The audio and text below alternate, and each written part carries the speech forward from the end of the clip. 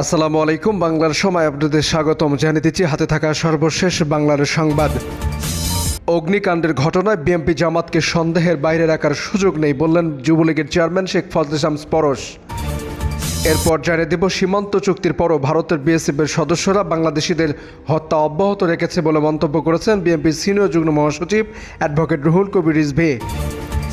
এরপর জানিয়ে দিব, উপজেলা নির্বাচনে সংসদ সদস্যরা যাতে নিজেদের পছন্দের প্রার্থীকে জেতাতে প্রভাব বিস্তার না করেন সে বিষয়ে সতর্ক করেছেন আওয়ামী লীগের সাধারণ সম্পাদক, সড়ক পরিবহন ও সেতুমন্ত্রী ওবায়দুল কাদের।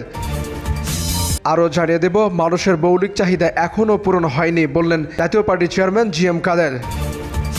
এরপর জানিয়ে দেব, গণতন্ত্র বিকাশ মঞ্চের সমন্বয়ক national people's party chairman Sheikh Salauddin Salu বলেছেন, দেশে বর্তমান রাজনৈতিক শূন্যতা, সুশাসন ও ন্যায় বিচারের অভাব রয়েছে। আরও জানিয়ে দেব, বাংলাদেশ জামাত ইসলামীর আমির ডাক্তার শফিকুর রহমান বলেছেন, বিনা সংগ্রামে মুক্তি আসে না, এই জাতিকে মুক্তির জন্য আরেকটি বার বুক স্টার্ন করে দাঁড়াতে হবে। জানিয়ে দেব, সরকার বিরোধী বিগত আন্দোলন ঘিরে গ্রেফতার হওয়া ঢাকা মহানগর উত্তর দক্ষিণ সদ্য কারামুক্ত 2 শতাধিক নেতাকর্মীকে ফুলের মালা পরিয়ে সংবর্ধনা দিয়েছেন জাতীয়তাবাদী কৃষক দল। এরপর জানিয়ে দেব, ক্ষমতার মোহে আওয়ামী লীগ এখন অন্ধ বললেন সমাজতান্ত্রিক দল জেএসডির সাধারণ সম্পাদক শাহিন উদ্দিন মাহমুদ স্বপন। এরপর জানিয়ে দেব, বুয়েটে জঙ্গি সংগঠন তৎপর কিনা তদন্ত করা হবে। চলমান আন্দোলন প্রসঙ্গে বললেন শিক্ষামন্ত্রী মহিবুল হাসান চৌধুরী নওফেল। সবশেষ জানিয়ে দেব, মালয়েশিয়া অস্ত্রসহ ইসরায়েলি নাগরিক গ্রেফতার, দেশজুড়ে সতর্কতা জারি। এতক্ষণ শুনছিলেন সংবাদ শিরোনাম, এবারে বিস্তারিত। সংবাদ শুরু করার আগে অনুরোধ করছি, যারা চ্যানেলটি সাবস্ক্রাইব করেননি চ্যানেলটি সাবস্ক্রাইব করবেন, লাইক কমেন্ট ও শেয়ার করে ছড়িয়ে দিন। জানিয়ে দিন আপনার মূল্যবান মতামত, জানিয়ে দিন কোন স্থান থেকে আমাদের ভিডিওটি দেখছেন এবং শুনছেন। বাংলাদেশ আওয়ামী যুবলীগের চেয়ারম্যান শেখ ফজলে শামস পরশ বলেছেন, সম্প্রতি ঘন ঘন অগ্নিকাণ্ডের ঘটনা খুবই দুঃখজনক ও সন্দেহজনক ঘটনা এবং বিএনপি যেহেতু অগ্নি সন্ত্রাসের রেকর্ড আছে, স্বাভাবিকভাবে সন্দেহভাজনের তালিকায় তাদের গুরুত্ব সাথে দেখতে হবে, তাদের সন্দেহের বাইরে ছেড়ে দেওয়া যায় না। আমি স্বরাষ্ট্র মন্ত্রণালয়কে আহ্বান জানাবো অগ্নিকাণ্ডে বিএনপির সংশ্লিষ্টতা খতিয়ে দেখার জন্য, কারণ বিএনপি জামাত সরকার এদেশে জঙ্গিবাদের উত্থান ঘটিয়েছিল। শেখ হাসিনার সরকার জঙ্গিবাদ ও দেশকে নির্মূল করে দিয়েছে। শনিবার সেগুনবাগিচা কাঁচাবাজারে বাংলাদেশ আওয়ামী যুবলীগের উদ্যোগে প্রধানমন্ত্রীর ঈদ উপহার অনুষ্ঠানে তিনি এসব কথা বলেন। শেখ পরশ বলেন, আজকে শেখ হাসিনা আমাদেরকে আপনাদের কাছে পাঠিয়েছেন কিছু ঈদ উপহার দিয়ে। এই উপহারগুলো আপনাদের অধিকার, এগুলোকে অনুদান মনে করবেন না। সরকার সর্বদা সচেষ্ট আছে আপনাদের সুখ দুঃখ লাঘব করার জন্য। এদিকে সীমান্ত চুক্তির পরও ভারতের বিএসএফের সদস্যরা বাংলাদেশিদের হত্যা অব্যাহত রেখেছে বলে মন্তব্য করেছেন বিএনপির সিনিয়র যুগ্ম মহাসচিব অ্যাডভোকেট রুহুল কবির রিজভী। শনিবার জাতীয় প্রেস ক্লাবের সামনে যুবদল ও ছাত্রদলের সাবেক নেতাদের উদ্যোগে আয়োজিত এক মানববন্ধনে তিনি এসব কথা বলেন। রিজভী বলেন, সীমান্তে প্রতিদিনই মৃত্যুর খবর পাওয়া যায়, কিন্তু পররাষ্ট্রমন্ত্রী প্রতিবাদ তো দূরের কথা, একটু মাথা উঁচু করে কথা বলতে পারেন না। ভারতকে সব দেওয়া হলেও ন্যায্য অধিকার, তিস্তার পানি, গঙ্গার পানি, সেটা আনা সম্ভব হয়নি, তারপরেও এত নত জানু কেন? তিনি আরও বলেন, ব্রিক্সের সদস্য হওয়ার জন্য ভারত বাংলাদেশকে নিয়ে কোনো কথা বলেনি, অথচ ভারত কথা বললেই বাংলাদেশ সদস্য হতে পারত। উপজেলা নির্বাচনে সংসদ সদস্যরা যাতে নিজেদের পছন্দের প্রার্থীকে জেতাতে প্রভাব বিস্তার না করেন সে বিষয়ে সতর্ক করেছেন আওয়ামী লীগের সাধারণ সম্পাদক ওবায়দুল কাদের। শনিবার বঙ্গবন্ধু আওয়ামী লীগের রংপুর বিভাগের নেতাদের সঙ্গে মতবিনিময় সভায় তিনি বলেন, উপজেলা নির্বাচনে এমপিরা হস্তক্ষেপ করতে পারবেন না। সংসদ সদস্যরা নির্বাচনে নিজের লোককে জেতাতে প্রভাব বিস্তার করলে দল কোনোভাবেই তা মেনে নেবে না। ওবায়দুল কাদের বলেন, উপজেলা নির্বাচন আপনাদের অনুরোধে উন্মুক্ত করে দিয়েছি, প্রধানমন্ত্রী শেখ হাসিনা এটা উন্মুক্ত করেছেন। এর আগে আমরা ইউনিয়ন পর্যায়ে নৌকা দিয়েছি, এবার উন্মুক্ত করে দিয়েছি। কতটা প্রতিযোগিতামূলক, কতটা প্রতিদ্বন্দ্বিতামূলক হয় তা দেখা হবে। এদিকে অনেক উন্নয়নের কথা বললেও মানুষের মৌলিক চাহিদা পূরণ হয়নি বলে এমন মন্তব্য করেছেন জাতীয় পার্টির চেয়ারম্যান বিরোধী দলীয় নেতা জিএম কাদের। অন্ন, বস্ত্র, বাসস্থান, চিকিৎসা ও শিক্ষা, এই 5টি আমাদের সংবিধান স্বীকৃত মানুষের মৌলিক চাহিদা। দেশের অনেক উন্নয়নের কথা বিভিন্নভাবে বলা হচ্ছে, কিন্তু আমাদের মৌলিক চাহিদা এখনও পূরণ হয়নি। শনিবার দলের কেন্দ্রীয় কার্যালয়ে জাতীয় পার্টির কৃষি বিষয়ক সম্পাদক ও সাবেক ছাত্রনেতা মরহুম শাহাদাত কবির চৌধুরীর স্মরণে এক আলোচনা সভা ও দোয়া মাহফিল অনুষ্ঠিত হয়। সেখানে অংশ নিয়ে প্রধান অতিথির বক্তব্যে তিনি এসব কথা বলেন।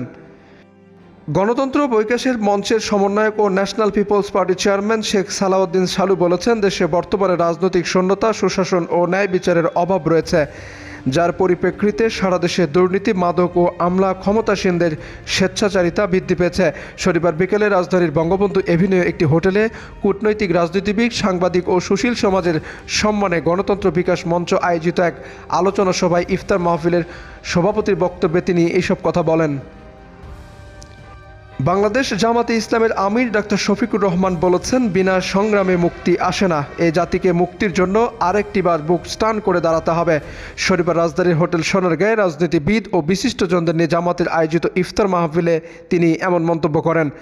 ডাক্তার শফিকুর রহমান আমন্ত্রণে ইফতারে জামায়াতের সেক্রেটারি জেনারেল অধ্যাপক মিয়া গোলাম পরোয়ার আমন্ত্রিত অতিথিতে স্বাগত বক্তব্য দেন। ডাক্তার শফিকুর রহমান বলেন, এখন যারা ক্ষমতায় আছেন আমরা তাদের শত্রু নই। আমরা দোয়া করি আল্লাহ যেন তাদেরকে হেদায়েত দেন। আমাদের উপর আঘাত এলে তার প্রতিরোধ করার দায়িত্ব আমার কাছে। কেউ পায়ে পাড়া দিয়ে বিবাদ করতে এলে প্রতিরোধ গড়ে তোলা হবে। সরকারি দলের লোকেরা রাজনীতি করার অধিকার রাখলে দেশের সকল নাগরিক সাংবিধানিকভাবে সে অধিকার রাখে। আল্লাহ যেন আমাদেরকে ইহকাল ও পরকালের মুক্তি দান করেন। এদিকে সরকার বিরোধী বিগত আন্দোলন ঘিরে গ্রেফতার হওয়া ঢাকা মহানগর উত্তর ও দক্ষিণ সদ্য কারামুক্ত 2 শতাধিক নেতাকর্মীকে ফুলের মালা পরিয়ে সংবর্ধনা দিয়েছে বাংলাদেশ জাতীয়তাবাদী কৃষক দল। শনিবার বিকেলে রাজধানীর ইস্কাটনে লেডিস ক্লাবে কৃষক দল আয়োজিত আলোচনা সভা, দোয়া ও ইফতার মাহফিল তাদের এই সংবর্ধনা দেওয়া হয়। গণতন্ত্র পুনরুদ্ধারের আন্দোলনে কৃষক দলের কারামুক্ত নেতাকর্মীদের সম্মানে এই অনুষ্ঠান হয়। অনুষ্ঠানে ভার্চুয়ালি প্রধান অতিথি হিসেবে বক্তব্য দেন বিএনপির ভারপ্রাপ্ত চেয়ারম্যান তারেক রহমান। জাতীয় সমাজতান্ত্রিক দল জেএসডি সাধারণ সম্পাদক শহীদ উদ্দিন মাহমুদ স্বপন বলেছেন, ক্ষমতার মোহে অন্ধ আওয়ামী লীগ এখন আর কোনো জাতীয়তাবাদী শক্তি নয়। আওয়ামী লীগ মুক্তিযুদ্ধের চেতনা ও জাতীয় স্বার্থ বিসর্জন দিয়ে ক্ষমতা ধরে রাখাকেই একমাত্র রাজনৈতিক লক্ষ্য নির্ধারণ করে ফেলেছে। সশস্ত্র মুক্তি সংগ্রামের মাধ্যমে অর্জিত রাষ্ট্র পরিচালনার দর্শনকে আওয়ামী লীগ ছুঁড়ে ফেলে দিয়েছে। জনসমর্থনহীন সরকার দ্বারা রাষ্ট্রের বর্তমান ও ভবিষ্যৎ প্রতিনিয়ত লুণ্ঠিত হচ্ছে। সুতরাং জাতীয় আকাঙ্ক্ষা ও গণবিরোধী শক্তি হিসেবে আওয়ামী লীগকে চিহ্নিত করে বৃহত্তর জাতীয় ঐক্য গড়ে তোলার মাধ্যমে জাতীয় রাজনৈতিক পুনর্গঠন করতে হবে। শনিবার জাতীয় প্রেস ক্লাবের সম্মুখে দ্রব্যমূল্য ঊর্ধ্বগতি, সীমান্ত হত্যার প্রতিবাদে এবং গণবিরোধী সরকারের পদত্যাগের দাবিতে জেএসডি আয়োজিত বিক্ষোভ সমাবেশে তিনি এসব কথা বলেন। বাংলাদেশ প্রকৌশল বিশ্ববিদ্যালয়ে বুয়েটের জঙ্গি গোষ্ঠী কার্যক্রম পরিচালনা করলে তা তদন্ত করা হবে বলে জানিয়েছেন শিক্ষামন্ত্রী মহিবুল হাসান চৌধুরী। শনিবার দুপুরে রাজধানীর আন্তর্জাতিক মাতৃভাষা ইনস্টিটিউট আয়োজিত অনুষ্ঠানে সাংবাদিকদের প্রশ্নের জবাবে তিনি এসব কথা বলেন। শিক্ষামন্ত্রী বলেন, কিছুদিন আগেও অনেকে অভিযোগ করেন কিছু জঙ্গিবাদী গোষ্ঠী গোপনে সেখানে কার্যক্রম পরিচালনা করছে।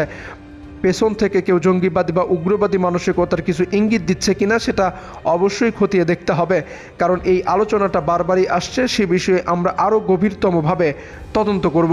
জঙ্গিবাদ নিয়ে কাউন্টার টেররিজম ইউনিটকে কাজ করবে।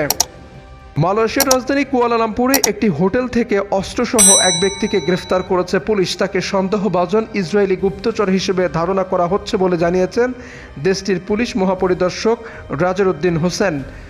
শনিবার মালয়েশিয়ান পুলিশের বরাত দিয়ে এ তথ্য জানিয়েছে বার্তা সংস্থা রয়টার্স।